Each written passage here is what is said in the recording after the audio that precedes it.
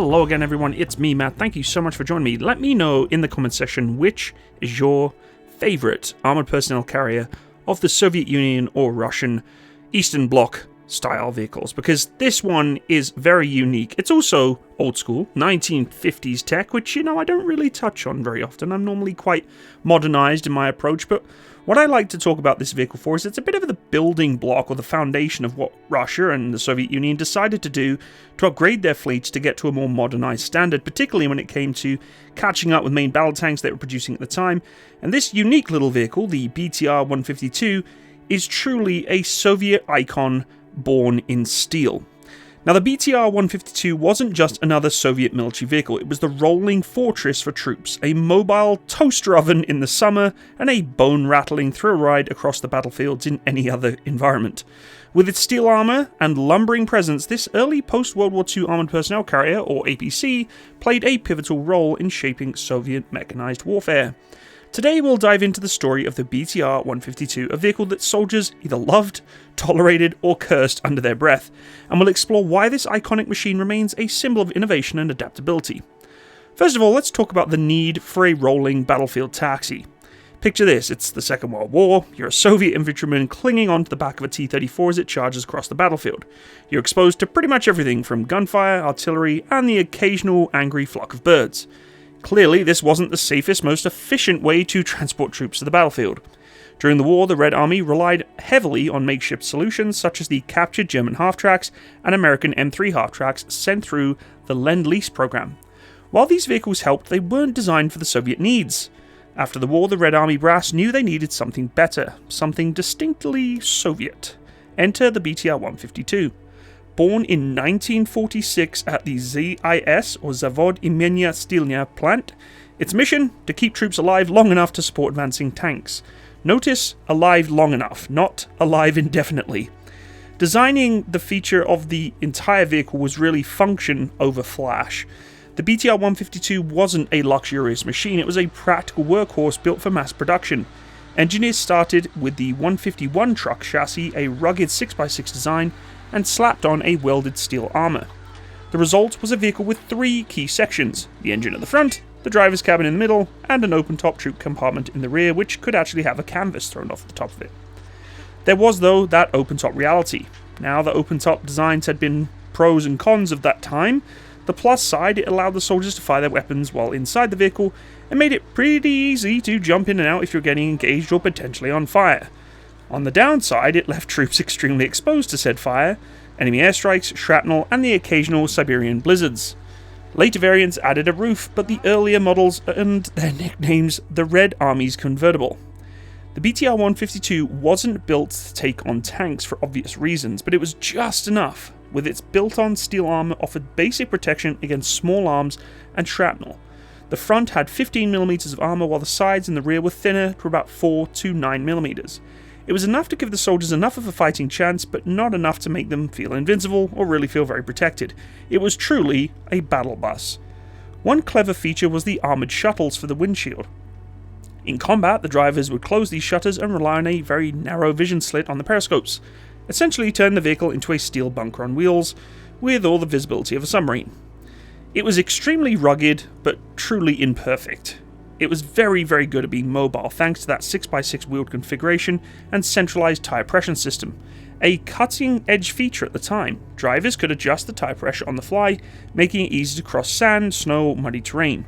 This versatility made the BTR-152 a favourite for operations in rough environments, and ironically set the building blocks and the foundation for further APC variants of the modern Soviet fleet. Its six-cylinder engine of gasoline type delivered a top speed of around 45 miles per hour and a range of about 400 miles. It was fairly respectable, though it wasn't exactly fast. Soldiers actually joked that a motivated infantryman could actually outrun or outsprint this vehicle. But as much as it was a battle bus, the BTR-152 wasn't just a troop carrier. It could also pack a very minor punch. The standard model was armed with a 7.62mm SG-MB machine gun, but some variants were swapped out with the heavier 12.7mm Dushka machine gun, known as the Dushka as we know of today, and this beast of a weapon could tear through vehicles, fortifications, and even some low-flying aircraft. Anti-aircraft variants like the BTR-152 Alpha turned the vehicle into a mobile flak cannon, with twin or even quad 14.5mm machine guns capable of shredding anything in its sights. Interestingly, there are multiple different variants for this particular vehicle, and a role for every mission. The BTR-152 had the 152V, an enhanced mobility and centralized tire pressure regulation system. The BTR-152K added an armoured roof for better troop protection, and there were command and communication vehicles for mobile headquarters equipped with advanced radios, and there were also ambulance models modified for medical evacuation and providing basic safety for wounded soldiers. These variants ensured that the 152s could adapt to just about any battlefield need, from troop transport to anti-aircraft fire support. In terms of a global deployment, this vehicle has been everywhere, and ironically is even still used in some countries today. It wasn't just Soviet, it became a global ambassador for Soviet military engineering. Dozens of nations adopt it, even modifying it to their own local needs. For instance, in the Middle Eastern theatre, the 152 served in conflicts like the Suez Crisis and the Six-Day War. Egyptian forces even modified some vehicles to mount heavier weapons, transforming them into makeshift tank destroyers. However, the open-top design proved a liability in the face of Israeli air superiority. In African innovations, the 152 symbolized modernization for newly independent nations. Countries like Angola and Ethiopia used it for troop transport, logistics, and frontline combat. Some African armies even mounted recoilless rifles or heavy machine guns, turning their BTR-152s into a multi-purpose fighting vehicle. And for certain nations that really didn't have the money, it was perfectly practical for them to use. In Southeast Asia, in Vietnam, it was a workhorse for North Vietnamese forces. Its rugged construction allowed it to navigate muddy jungle terrain, though it did struggle with overheating in tropical conditions. Still, it provided invaluable support for transporting troops and supplies under difficult circumstances, and ironically, Vietnam is still using this vehicle to this day. Now, the BTR-152 earned a reputation for being both reliable and quirky. One story tells of a Soviet crew using the vehicle's engines to cook their meals during a long patrol, thanks to its tendency to completely overheat. Another anecdote is that it involves a driver navigating deep snow with his head sticking out of the armoured shutters, earning him the nickname Tank Commander Ostrich. But how did the vehicle stack up and compare to its contemporaries?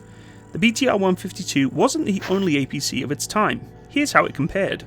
For the M3 half-track, the American M3 was a clear influence on the BTR-152, but its tracks made it more expensive to maintain, and the BTR-152's wheels offered better speed and simplicity.